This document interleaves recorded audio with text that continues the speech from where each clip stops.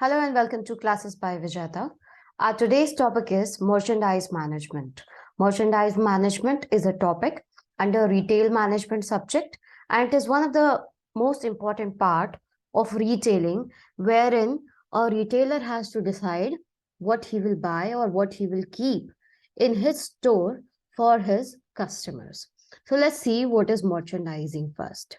Merchandising basically deals with the activities involved in acquiring a particular good or service and making them available at the place, time, and price, and in the quantity that enable a retailer to reach its goal.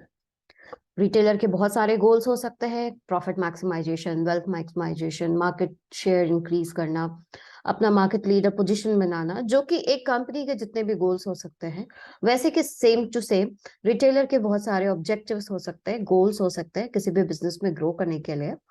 तो merchandising is one of the aspect जहां पे वो एक है ना, right time, right place, right quantity and at the right price. जो भी सामान एक कस्टमर को चाहिए, जो उसका टारगेटेड कस्टमर है रिटेलर का, उसके लिए जो सामान चाहिए वो वहां अवेलेबल करा सके अपने स्टोर पे। वो स्टोर वर्चुअल हो सकता है, वो स्टोर ब्रिक एंड मोर्टार हो सकता है। किसी भी तरह से जब एक रिटेलर अपने कस्टमर को रीच करता है with the product they want to sell to their customer, उसका एक राइट क्वांटिटी, प्राइस का एक मिक्स जो अवेलेबल रहता है उसके पास, उसी को हम मर्चेंडाइजिंग कहते हैं। So merchandising is not only buying the merchandise at the right time, it is the entire process. It is an integrated process जिसमें कि वो प्लान करता है कि what sort of assortment he or she will have, कहाँ से source करेगा, to sourcing, distribution का कौन सी मतलब क्या तरीका होगा, लॉजिस्टिक कैसे डिसाइड करेगा, एलोकेशन कैसे करेगा, कौन से स्टोर में कितना सामान रखना है। अगर मान लो एक कोई चेन स्टोर है तो उसमें हो सकता है कि उसको किसी स्टोर में ज्यादा, किसी स्टोर में कम रखना पड़े असॉर्टमेंट। तो allocation of goods and services कैसे करेगा टू द पर्टिकुलर स्टोर, और प्रमोशन कैसे करने वाला है, और selling of the assortment to the customer, and finally to replenishing inventory as necessary. Replenishing inventory ये सबसे important इसमें वर्ड है, बिकॉज एक कस्टमर, एक रिटेलर के पास जब एक कस्टमर आ जाता है, वो कभी भी खाली हाथ नहीं जाना चाहिए।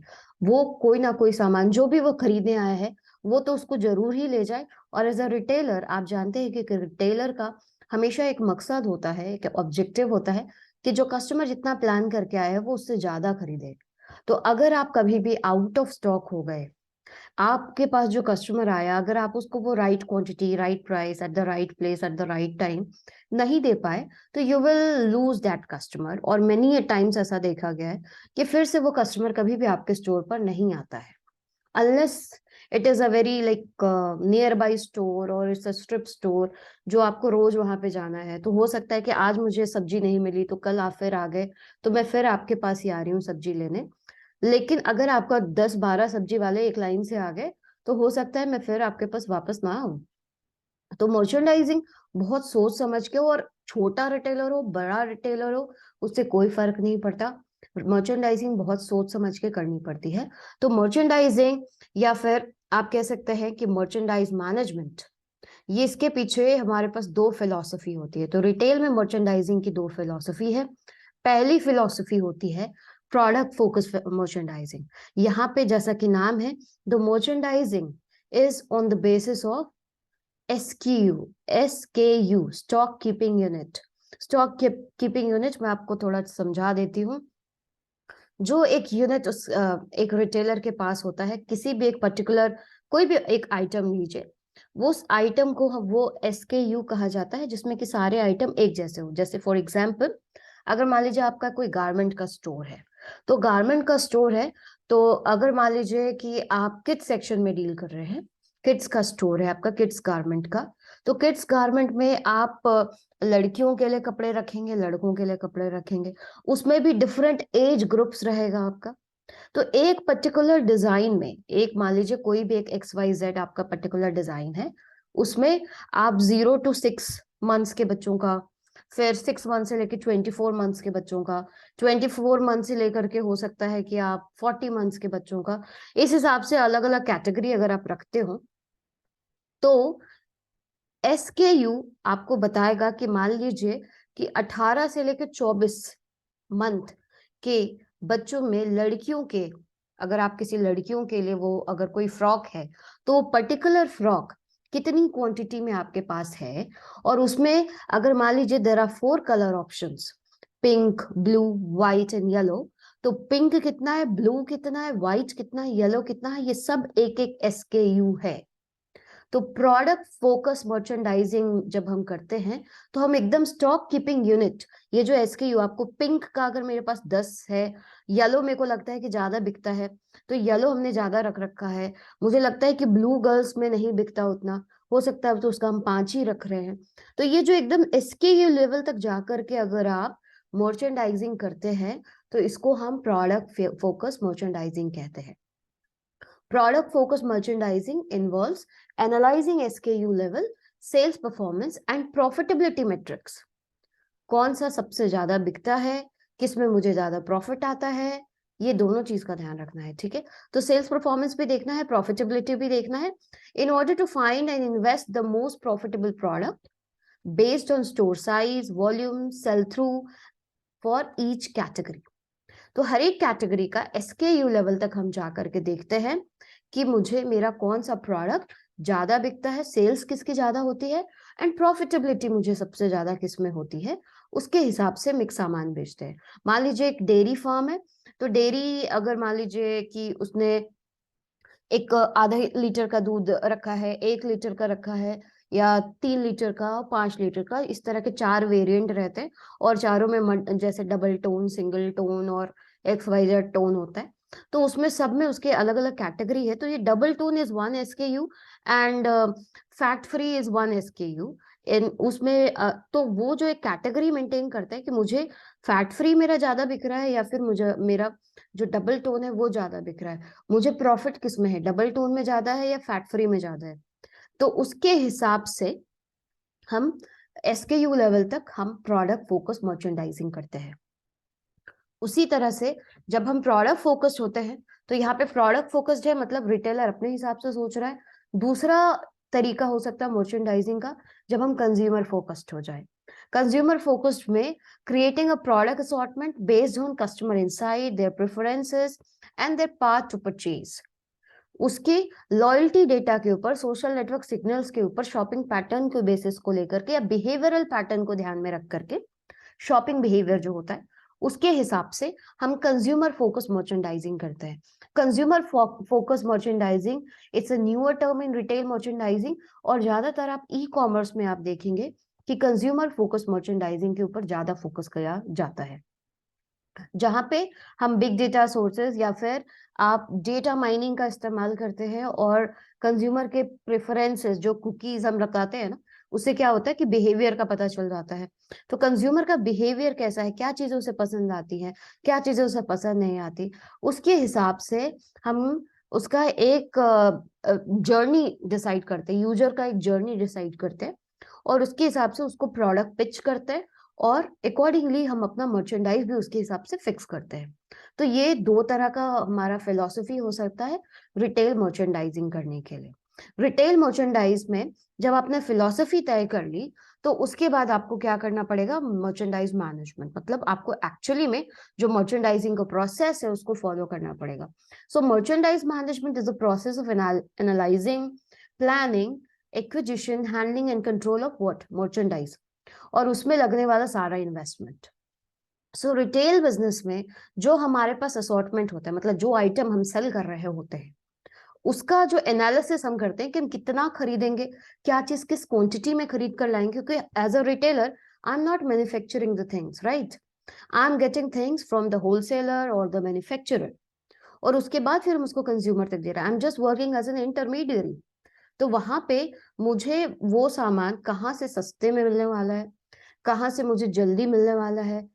बहुत बार ऐसा हो सकता है कि आप एज अ रिटेलर, आप मान लीजिए कि आप बैठे हैं किसी ऐसी जगह पे, जैसे इंडिया में आप मान लीजिए छत्तीसगढ़ में है और आपको पता है कि वही सामान मुझे कन्याकुमारी से अगर मैं मंगाऊंगा तो मुझे हो सकता है कि 100 रुपए में मिल जाए, और दिल्ली से मैं मंगा रहा हूँ तो 150 आ रहा है, और मैं छत्तीसगढ़ में ही अगर उसे खरीद रही हूँ तो मुझे 170 का आ रहा है, लेकिन और मुझे उसको बेचना 200 में ही है। उससे ज्यादा मैं नहीं बेच सकती, क्योंकि आपका अपर थर्स्ट जो होता है रिटेलिंग में वो बहुत बार रिस्ट्रिक्टेड होता है। आप मार्केट में जो प्रिवेलिंग प्राइस है उससे ज्यादा में आप बेच नहीं सकते हैं।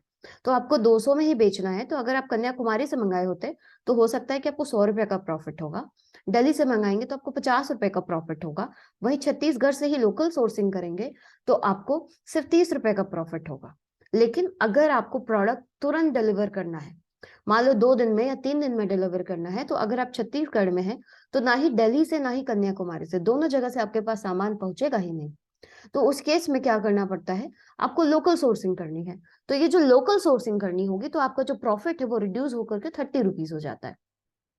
तो रिटेलिंग में इस तरह के डिसीजन, मतलब आपको ये जो प्लानिंग का जो प्रोसेस है ये बहुत सोच समझ के करना पड़ता है कि अगर हम मुझे कन्याकुमारी से मंगाना है सामान तो मुझे 15 दिन पहले ऑर्डर करना पड़ेगा, तभी मुझे ये 100 रुपीज का प्रॉफिट आ पाएगा, अदरवाइज नहीं आ पाएगा। So merchandise management is a process of analysing, planning, acquisition and handling. Acquisition मतलब जो हम अपने सप्लायर से सामान मंगाते हैं उसको हैंडल करते हैं, मतलब जो ये पूरी इन्वेंट्री है, इन्वेंट्री मैनेजमेंट करते हैं, उसका कंट्रोल करते हैं, where to keep that assortment, how to plan the, how to schedule the assortment, how to keep all the things, जो स्टोर कीपिंग हम करते हैं वो सब कुछ हमें मर्चेंडाइज मैनेजमेंट में करना पड़ता है। Because it is post location, merchandise is the highest investment a retailer is making. दुकान का जो रेंट या खरीदने के पीछे जो खर्चा जाता है वो तो उसका सबसे बड़ा खर्चा है, लेकिन जो ये रेगुलर जहां से वो अपना खर्चा निकाल सकता है वो मर्चेंडाइज ही है। सो मर्चेंडाइज इन्वेस्टमेंट बहुत इंपॉर्टेंट डिसीजन है। तो मर्चेंडाइज मैनेजमेंट में बेसिकली हम मर्चेंडाइज इन्वेस्टमेंट के बारे में डिस्कस करते हैं, और ये इन्वेस्टमेंट हम कहाँ करेंगे, कैसे करेंगे, ताकि पर्टिकुलर कैटेगरी में मर्चेंडाइज मैनेजमेंट कैटेगरी फोकस्ड होता है। ठीक है, एक कैटेगरी में हम कैसे सेल्स और प्रॉफिट का प्रॉपर परमुटेशन कॉम्बिनेशन बना सके ताकि हम अपना जो ऑब्जेक्टिव है उसको पूरा कर सके, that is merchandise management. So merchandise management involves buyers forecasting, category sales. किसी कैटेगरी सेल्स में उसका बायर का फोरकास्टिंग करना पड़ता है कि मुझे इस पर्टिकुलर कैटेगरी में कितना मेरा सामान बिकने वाला है, फिर उसके हिसाब से मुझे उसका असॉर्टमेंट प्लान करना होगा, उसके हिसाब से उसी पर्टिकुलर कैटेगरी का, उसके हिसाब से मुझे इन्वेंटरी डिसाइड करनी है कि कितना मुझे मंगाना है, कितना मुझे नहीं मंगाना, एंड उसका सेल्स कितना होगा, और उसका रिजल्टिंग असॉर्टमेंट प्लान, मतलब स्टोर में जब हम रखेंगे तो क्या चीज कितनी क्वांटिटी में रखेंगे ताकि हम कभी भी आउट ऑफ स्टॉक ना हो जाए और कभी भी हम इतनी इन्वेंटरी ना मंगा लें कि हमें रखने की जगह ना हो। ठीक है, because inventory is also cost. So merchandise management involves 7 steps. Let's see what are the different steps in merchandise management. So आपको ये जादू की घड़ी घूमते हुए दिख गई। तो there are 7 stages जिससे कि हम मर्चेंडाइज प्लानिंग करते हैं। सो मर्चेंडाइज प्लानिंग में सबसे पहला चीज क्या होता है, आप स्टेप 1 देखिए। Step 1 is forecasting the category sales. किसी एक कैटेगरी में आपका कितना सेल्स होता है। जैसे मान लीजिए आप एक स्टोर है जिसमें आप एक ज्वेलरी बनाने वाली ज्वेलर है मान लीजिए, तो आप ज्वेलर हैं तो आप क्या क्या बेचेंगे, आप चेन बेच सकते हैं, आप रिंग बेचेंगे, आप इयररिंग बेच देंगे, और आप मान लीजिए आपके पास ये 4 कैटेगरी है। आप चेन बेचते हैं, रिंग बेचते हैं, इयररिंग बेचते हैं, और और मुझे याद नहीं आ रहा, मान लो 3 ही है। ठीक है, तो ये 3 कैटेगरी है। तो 3 कैटेगरी में रिंग का फोरकास्टिंग अलग होगा, इयररिंग का फोरकास्टिंग अलग होगा, और चेन का फोरकास्टिंग अलग होगा। ठीक है, अब इसमें भी रिंग में भी अगर हम फोरकास्टिंग करने जाएं तो इसमें डायमंड रिंग अलग होगा, प्योर गोल्ड रिंग्स अलग होंगे। तो सभी कैटेगरी, ये क्या पर्टिकुलर एक एक कैटेगरी है। चेन में जाएंगे तो मेल चेन अलग, फीमेल चेन अलग। इयरिंग में जाएंगे तो हुप्स अलग जाएंगे, आपके ड्रॉप्स अलग जाएंगे, स्टड्स अलग जाएंगे। तो हर एक चीज एक एक कैटेगरी है। ठीक है, तो फॉरकास्टिंग कैटेगरी सेल्स ऐसा हो सकता है एज ए जूलर। अगर आप में से कोई जूलर है और उसको देख रहा है तो उसको ये अंदाजा होगा कि कौन सी चीज ज्यादा बिकती है, कौन सी चीज कम बिकती है। मेरा अगर हम गोल्ड रिंग बेचते हैं तो रिंग में गोल्ड रिंग ज्यादा बिक रही है, डायमंड वाली रिंग ज्यादा बिक रही है, प्योर डायमंड बिक रही है, व्हाइट गोल्ड बिक रहा है, येलो गोल्ड बिक रहा है, रोज गोल्ड बिक रहा है। I know everything as a retailer and I must know as a retailer, otherwise I will be in loss. So forecasting जब हम कर रहे हैं तो एक एक कैटेगरी की फोरकास्टिंग करते हैं, उसके बाद उसका असॉर्टमेंट प्लान डेवलप करेंगे। असॉर्टमेंट प्लान मतलब मान लो कि मुझे पता है कि डायमंड रिंग सबसे ज्यादा बिक रहे, तो उसमें कितने तरह के डिजाइन, ठीक है, बहुत सारे डिजाइन होंगे ना, और एक एक डिजाइन में कितने पीसेस, क्योंकि आपको पता है 8 9 8 10 12 14 इस तरह से रिंग साइजेस होते हैं। तो कितने साइजेस का आप कितने, 12 में कितने मंगाएंगे, 14 में कितने मंगाएंगे। मान लो कि आप सारा किसी पर्टिकुलर गीतांजलि को ऑर्डर करते हैं, वहां से आपका ये आता है, या कृष्णा को ऑर्डर करते हैं, वहां से आपका ये डायमंड रिंग्स आता है। तो आप उसका पूरा एक असॉर्टमेंट प्लान बनाएंगे, ठीक है। उसके बाद फिर appropriate inventory level of product availability के हिसाब से उसका एक इन्वेंट्री लेवल। तो इन्वेंट्री लेवल में हम क्या देखते हैं कि हमारे पास पहले से क्या सामान है और कितना मुझे मंगाना है। एकदम एकदम खाली तो नहीं होंगे, हम पहली बार तो नहीं कर रहे मर्चेंडाइज प्लानिंग। अगर हम पहली बार कर रहे हैं तो ऑब्वियसली हमारा जो मर्चेंडाइज है वो 0 पे रहेगा इन्वेंट्री का। अदरवाइज अगर मेरे पास पहले से इन्वेंट्री है, किसी किसी कैटेगरी में मेरे पास कुछ कुछ अमाउंट तो बचा हुआ रहेगा, एकदम खाली होने के बाद तो हम ऑर्डर करते नहीं है, हमको बीच में ही उसको ऑर्डर करना पड़ता है ताकि हम उसको रिप्लेनिश कर सके। तो अप्रोप्रिएट इन्वेंट्री लेवल को डिटरमाइन करिए। उसके बाद फिर आप उसका प्लान करिए मैनेजिंग इन्वेंट्री, मतलब मुझे उसको रिप्लेनिश करने के लिए क्या क्या चाहिए। तो मान लीजिए कि किसी एक डायमंड रिंग कैटेगरी में ABCD देयर आर 4 टाइप्स, और ABCD मेरे को 10 में 10 चाहिए होता है, 12 नंबर में 10 चाहिए होता है। तो किसी में मेरे पास 5 बचा है, किसी में 6 बचा है, तो मुझे ऑब्वियसली 5 और 4 एक्स्ट्रा मुझे मंगाना पड़ेगा, ऑर्डर करना है। तो डेवलप करिए उसके हिसाब से अपनी इन्वेंट्री को, उसके हिसाब से प्लान करिए, मतलब एक ऑर्डर चार्ट आप बनाइए कि मुझे कितना ऑर्डर करना है। उसके बाद फिफ्थ स्टेज जो है, ये हो सकता है कि आप एक सिंगल स्टोर है तो वहां पे हो सकता है आप इसको यूज ना करें। अगर आप चेन स्टोर है वहां पे ज्यादा इस्तेमाल होता है।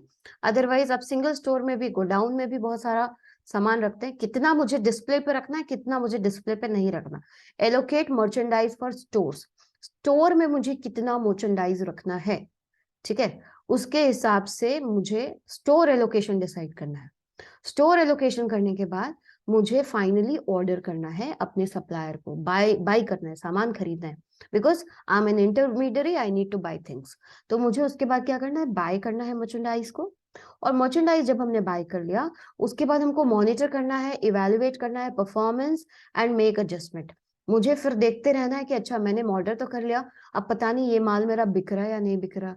तो नेक्स्ट टाइम से अगर कोई चीज नहीं बिक रही तो उसको हम कम ऑर्डर करेंगे, और अगर कोई चीज ज्यादा बिक रही है तो बहुत जल्दी उसके लिए ऑर्डर करना पड़ेगा। तो उसको रेगुलरली उसके हिसाब से मुझे एडजस्टमेंट भी करना पड़ता है। तो this is merchandise planning process. So जब आप मर्चेंडाइज प्लानिंग प्रोसेस कर रहे हैं तो उसमें एक स्टेप आता है बाइंग मर्चेंडाइज। सॉरी, आपको बहुत बार एग्जाम में बाइंग फंक्शन के नाम से आ सकता है। बाइंग फंक्शन क्या होता है, रिटेल बाइंग फंक्शन क्या होता है, रिटेल बाइंग मर्चेंडाइज प्रोसेस लिखिए। सो आप बाइंग मर्चेंडाइज, जब आप मर्चेंडाइज बाय करते हैं वहां पे आपको क्या क्या चीजों का ध्यान रखना है, let's see. Sorry, steps in merchandise buying process.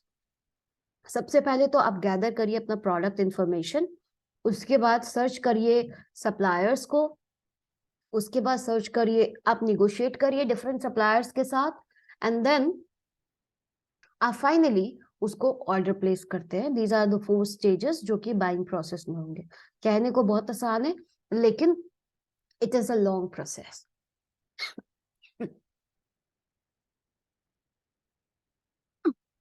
Sorry यार। तो आप जब गैदर कर रहे हैं इंफॉर्मेशन, तो देयर आर इंटरनल सोर्सेज जिससे कि आप इंफॉर्मेशन गैदर करेंगे सप्लायर्स के बारे में। तो इंटरनल सोर्सेज क्या हो सकते हैं, आपके एम्प्लॉइज हो सकते हैं, सजेशन बॉक्स हो सकता है, कंप्लेंट बॉक्स हो सकता है, वार्न स्लिप्स हो सकता है, फीडबैक रिकॉर्ड हो सकता है, ठीक है। ये आपके इंटरनल सोर्सेज हो जाएंगे। एक्सटर्नल सोर्सेज में आप डीलर्स से बात करेंगे, आप वेंडर्स से बात करेंगे, आप अपने कंपटीशन को देखेंगे वो कहाँ से मंगाता है। सेल्स पीपल से भी पता कर सकते हैं कि वो, क्योंकि वो तो मार्केट में घूमते हैं ना, उनको पता होता है कि अगर मेरा कॉम्पिटिटर रिटेलर है वो कहीं और से सामान मंगा रहा है, तो वो अगर मैं उसको ढूंढ लूं तो मेरे पास भी वो सामान फिर आ सकता है। तो जब आप सप्लायर ढूंढ रहे हैं तो आप इंटरनल सोर्सेज और एक्सटर्नल सोर्सेज दोनों पे रिलाई कर सकते हैं, और दोनों के हेल्प से आप अपने लिए अप्रोप्रिएट सप्लायर, बेस्ट सप्लायर जिसको कहते हैं, आप ढूंढ सकते हैं, internal as well as external. तो वंस आपने ढूंढ लिया है तो उसके बाद क्या करते हैं, तो वहां पे आप 3 तरह के कैटेगरी ऑफ सप्लायर्स को आपको मिल सकता है। पहला जो होता है वो होता है company owned vendors. Company owned vendors मतलब अगर आप एज अ कंपनी काम कर रहे हैं तो बहुत बार ऐसा, एज अ रिटेलर, आप एक रिटेलर हैं और साथ में आपने कुछ अपने वेंडर्स रख सके हैं, या फिर अपने ही में कुछ चीजें आप खुद बनाते हैं, या खुद अपने भी सप्लायर्स रख रखे हैं आपने, तो वो हो जाते हैं company owned vendors. These vendors are owned by the company themselves and large retailer. बहुत सारे ऐसे रिटेलर्स होते हैं जो मैन्युफैक्चरर से काफी बड़े होते हैं, जैसे कि आपका फ्यूचर ग्रुप जो कि अब रिलायंस हो गया। अभी अगर आप रिलायंस की बात करें, अगर आप वॉलमार्ट की बात करें, तो वो इतने बड़े हैं कि they can have their own company owned vendors. So one can have a company owned vendor, or they can have an external vendor या external supplier जिसके साथ आप बहुत रेगुलरली काम करते हो. This type of suppliers is not owned by the retailer but are used frequently by them. बहुत ज्यादा फ्रीक्वेंट अगर आप किसी सप्लायर के साथ काम करते हैं तो उसके साथ काम करने के साथ फायदा भी क्या होता है कि क्योंकि आप एक रेगुलर वेंडर है, आप रेगुलरली उसे खरीद रहे हैं, तो आपको जो सामान मिलेगा बल्क परचेज के कारण आपको सस्ता मिल सकता है. तो आप एक्सटर्नल में ही वाइडली यूज सप्लायर हो सकता है, या फिर आपका रेयरली यूज सप्लायर. कई बार हो सकता है कि आप अपने रेगुलर सप्लायर से खुश ना हो, आप नए लोगों को ढूंढ रहे हो, तो वहां पर आपका external supplier who is not a regular vendor but can become a regular vendor. आप नया बंदा ढूंढते हैं, नया सप्लायर. तो this type of retailer has not been used by the retailer as he is either a new entrant or retailer has not purchased anything yet from that particular supplier. आज तक आपने कुछ नहीं खरीदा, हो सकता है कि या तो आप नए हो या तो वो नया हो, तो दोनों में से कोई भी वो न्यू सप्लायर हो सकता है उस केस में. तो आप जब सप्लायर सर्च करते हैं तो कंपनी ओन्ड भी हो सकता है, एक्सटर्नल में आपका रेगुलर आपका सप्लायर हो सकता है, या फिर रेयर जो आपने अभी तुरंत फाइंड किया है वैसा सप्लायर भी हो सकता है. So once you have searched your merchandise supplier, तो उसको तय करने के लिए कि किसके साथ हम काम करेंगे, बिकॉज क्या है कि आपको बहुत सारे सप्लायर्स मिल जाएंगे मार्केट में, तो उस केस में आपको क्या क्या चीजों का ध्यान रखना है कि किससे मुझे सामान खरीदना है. तो पहले आप गुडविल देखिए बंदे का, वो क्या गारंटी वारंटी दे रहा है ऑफरिंग में. जैसे होता है ना कि कई बार आप किसी, मान लो किसी बेडशीट की दुकान पे आप कोई बेडशीट खरीद रहे हैं, तो अगर उसमें कुछ दाग वाग लग गया, कुछ कट है, कहीं पे मिसप्रिंट है, तो रिटेलर, कोई कोई रिटेलर होता है तो वो बोलता है कि ठीक है मैं आपको कम लगा दूंगा, आप उसको खरीद लो. कोई कोई होता है कि कोई बात नहीं, हम लोग इसको कंपनी में जिससे खरीदे उसको वापस कर देंगे. तो जिससे खरीदे उससे वापस कर देंगे मतलब क्या है, the person had a guarantee over that particular product, तो उसको फिर उसको कस्टमर्स को देने की जरूरत नहीं है, वहां पे वो गार्डेड है उससे और वो आराम से उसको वापस कर सकता है. तो गारंटी वारंटी है कि नहीं, आपका सप्लायर दे रहा है या नहीं दे रहा. Which vendor offers merchandise at the lowest cost, ये सबसे इंपॉर्टेंट है. सबसे सस्ता कौन दे रहा है आपको सामान, फिर सस्ते में भी क्वालिटी खराब नहीं होनी चाहिए ना, तो क्वालिटी कौन दे रहा है. Will the vendor provide transport, storing and other facility. सामान पहुंचाने का जिम्मा किसका है, क्या वो खुद अपना ट्रांसपोर्ट से भेजेगा या आपको मंगवाना पड़ेगा. या फिर is the vendor merchandise line conservative और इनोवेटिव. वो जो सामान आपको दे रहा है, आप रिटेलर हैं, आपके पास वैरायटी होनी चाहिए ना, तो ये जो वैरायटी आ रही है बहुत कंजर्वेटिव लाइन, मतलब पुराना ही जो डिजाइन चलता आ रहा है वही दे रहा है, या कुछ रेगुलरली इनोवेटिव प्रोडक्ट्स भी बनाता है आपका सप्लायर, वो सप्लाई करता है या नहीं करता. तो आप वो भी चेक करते हैं. Is the vendor offering credit, क्या आपको वो उधार में सामान दे रहा है, बिकॉज आप रिटेलर है, आपका तब तक प्रॉफिट नहीं होता जब तक आपका कस्टमर उससे सामान नहीं खरीदता. जब तक नहीं खरीद रहा है तब तक आपके ऊपर वो बोझ है. तो अगर आपको आपका सप्लायर अगर क्रेडिट पे सामान नहीं दे रहा है तो सारा पैसा पहले आपको लगाना है, फिर आप बेचेंगे तब आपको उससे फायदा होगा, अदरवाइज वो आपके लिए लॉस में हो जाएगा.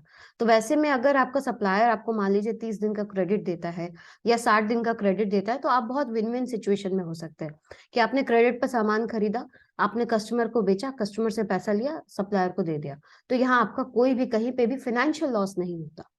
तो क्रेडिट आपको क्या मिल रहा है उसके हिसाब से देखिए. What promotional support they are giving, कि सप्लायर क्या आपको कोई प्रमोशनल सपोर्ट भी दे रहा है। जैसे मान लीजिए कि आप एक रिटेलर हैं और आप पैंटीन का शैम्पू बेचते हैं या पीएनजी का कोई प्रोडक्ट बेचते हैं, तो पीएनजी आपके लिए कुछ कर रहा है या नहीं कर रहा है। या कोको कोला को आप देखते हैं कि कोको कोला का, आप कोको कोला अगर आप बेचता है कोई भी दुकान, तो अगर आप अच्छा, कोई भी रिटेलर अच्छा सेल्स करता है, तो आप रेगुलरली देखते होंगे ऐसा कि कोको कोला या पेप्सी अपना फ्रिज दे देती है उनको।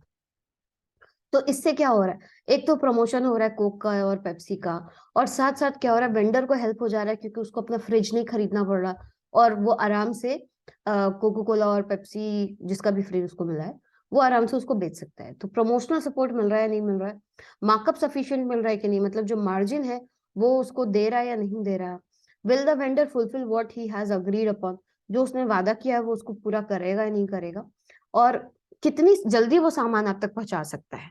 And the last and important is, क्या वो लॉन्ग टर्म रिलेशनशिप के लिए आपके पास अवेलेबल है, मतलब आप उस पर भरोसा कर सकते हैं या नहीं कर सकते, वो बस आज बिजनेस कर रहा है कल भाग जाने वाला है या फिर लंबे समय तक आपके साथ चलेगा। तो ये सारे पॉइंट्स को कंसिडर करना चाहिए जब भी आप किसी सप्लायर को चूज कर रहे हैं। तो जब आप सप्लायर चूज करते हैं तो वहां पे आप क्या कर रहे हैं, ये पॉइंट्स जब आप ध्यान में ले रहे हैं तो आप क्या कर रहे हैं, इंस्पेक्शन कर रहे हैं। इन पॉइंट्स के हिसाब से आप इंस्पेक्ट करेंगे, उसके हिसाब से सैम्पलिंग टेक्निक यूज करेंगे। सैम्पलिंग टेक्निक में क्या होता है कि रैंडमली आप 2-4 सप्लायर्स को चूज करिए, सबका टेस्ट करिए, और उसके हिसाब से आपके लिए जो बेस्ट जो सप्लायर है वो चूज करिए। ठीक है, तो इंस्पेक्शन, सैम्पलिंग और डिस्क्रिप्शन, ये 3 तरीका है, 3 स्टेजेस है जिससे कि आप अपने सप्लायर्स को ढूंढ सकते हैं। तो दीज आर द मेथड जिससे कि आप सप्लायर ढूंढेंगे। जब आप सप्लायर ढूंढ लेंगे तो फिर क्या करना है, निगोशिएट, उससे नेगोशिएशन करनी है कि कितने में दे दोगे। तो आप नेगोशिएशन जब आप कर रहे हैं तो क्या क्या चीज आपको ध्यान में रखती, past relationship with the vendor, cost of transportation and who will pay this cost, आपको ट्रांसपोर्टेशन में कितना कॉस्ट लगेगा और इसका पेमेंट कौन करेगा, बिकॉज ऑर्डरिंग कॉस्ट, इन्वेंट्री में ऑर्डरिंग कॉस्ट भी एक इंपॉर्टेंट कॉस्ट होता है। तो ऑर्डरिंग मतलब जो सामान ट्रांसपोर्ट होकर के आ रहा है उसका खर्चा कौन उठाएगा, ट्रांसपोर्टेशन कॉस्ट कौन बेयर करेगा, वो निगोशिएशन का एक पार्ट होता है। Term and condition of delivery क्या रहेगी, क्रेडिट का क्या स्कोप रहेगा, कितने में उधार में दे सकता है, कितने दिन में सामान मिलेगा, और राइट टू सेल, क्या वो आपको वो एक्सक्लूसिव राइट दे रहा है बेचने का। अगर जैसे कि मान लीजिए कि बहुत बार आप देखते होंगे कार ऑटोमोबाइल वाली कंपनीज जितनी भी होती हैं वो जब रिटेलिंग करती हैं तो एक्सक्लूसिविटी देती है, मतलब आपको सिर्फ और सिर्फ, अगर आप मारुति की कार बेच रहे हैं तो आप सिर्फ मारुति बेचिएगा, वहां पे हुंडई की गाड़ियां नहीं लगा दीजिएगा बीच में। ठीक है, तो एक्सक्लूसिविटी का क्या एक्सटेंट है, कितना एक्सक्लूजन आपको दे रहा है या कितना इंक्लूजन दे रहा है, उसके हिसाब से निगोशिएशन होता है। Once you have negotiated you need to place the order, और प्लेसिंग, जब ऑर्डर प्लेस करते हैं तो वहां पे 2 तरह का प्रोसेस होता है, एक होता है स्टेपल मर्चेंडाइज बाइंग प्रोसेस, एक होता है फैशन मर्चेंडाइज बाइंग प्रोसेस। जैसा कि नाम है स्टेपल, मतलब जो रेगुलर आइटम्स है उसका जो मर्चेंडाइज का बाइंग प्रोसेस होता है, उसका प्लेसमेंट, उसका जो ऑर्डर होता है वो डिफरेंट तरीके से जाएगा। फैशन मर्चेंडाइज के लिए जो प्लेसमेंट ऑर्डर जाएगा वो डिफरेंट तरीके से जाएगा, दोनों का फॉर्मूला होता है। जब आप स्टेपल जा रहे हैं तो स्टेपल में मतलब जो ऐसी चीजें जो रेगुलरली बिक रही, रेगुलर, जैसे कि आपका एक किराने की दुकान है तो चावल दाल गेहूं, these are very staple item.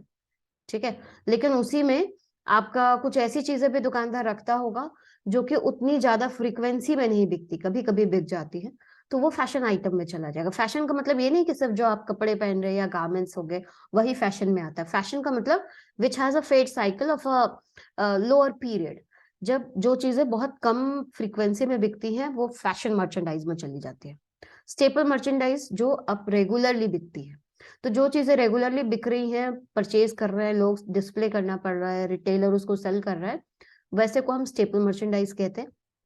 तो इसके लिए कितनी क्वांटिटी मुझे बाय करनी है, जो प्लेसमेंट हम ऑर्डर प्लेस करेंगे उसके लिए जो फॉर्मूला होता है वो होता है एस्टिमेटेड सेल्स, कितना मेरा सेल्स होने वाला है, ये मंथली होता है। ठीक है, estimated sales plus desired stock at end of the month, end of the month में मेरा कितना डिजायर्ड स्टॉक, मतलब कितना सामान बिकेगा।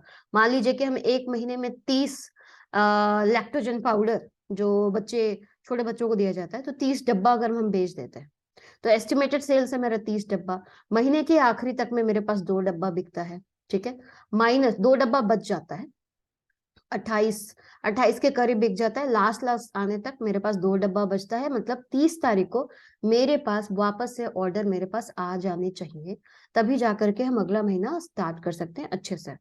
तो estimated sales plus desired stock at end of the month में से माइनस करते हैं क्या, गुड्स इन हैंड और इन ऑर्डर, कितना सामान मेरे पास अभी तक रखा हुआ है और कितना मेरा ऑर्डर पे है, दोनों को ऐड करके माइनस कर देते हैं estimated sales plus desired stock at the end of the month. इन दोनों को, ये इसका फॉर्मूला होता है मर्चेंडाइज बाइंग के लिए, स्टेपल मर्चेंडाइज के लिए। वहीं पे फैशन स्टॉक वैसी चीजें होती हैं जो कि जिनका बिक्री बहुत ही अनप्रिडिक्टेबल हो या लिमिटेड सेल्स रिकॉर्ड रहा हो उसका, उसको हम कहते हैं फैशन मर्चेंडाइज, जिसकी हिस्ट्री बहुत ज्यादा क्लियर नहीं है कि कब वो चीज बिकेगी कब वो चीज नहीं बिकेगी, उसका टेस्ट एंड प्रेफरेंस चेंज हो सकता है, वो लाइकिंग एंड डिसलाइकिंग के बेसिस पे होता है, इसीलिए उसको हम फैशन मर्चेंडाइज कहते हैं। सो उसका जो रीऑर्डरिंग करते हैं उसका एग्जाम्पल क्या होगा, उसका अगर आप फॉर्मूला देखेंगे तो पीक सीजन में जब वो बहुत बिक रहा है तब उस समय क्या उसका रीऑर्डर पॉइंट रहेगा, तो उसके लिए फॉर्मूला है estimated sales during sales peak plus desired stock at end of the peak season minus goods on hand और इन ऑर्डर। ये इसका फॉर्मूला है जिससे कि आप फैशन मर्चेंडाइज को के लिए रीऑर्डर पॉइंट डिसाइड कर सकते हैं। So this is all about buying function. Thank you very much. If you have any query, anything you want to know extra about this topic, you can always write to me at vijayata.rwc@gmail.com, or you can always comment in the comment box. Thank you so much. And please do subscribe to my channel and like and share the content. Thank you so much.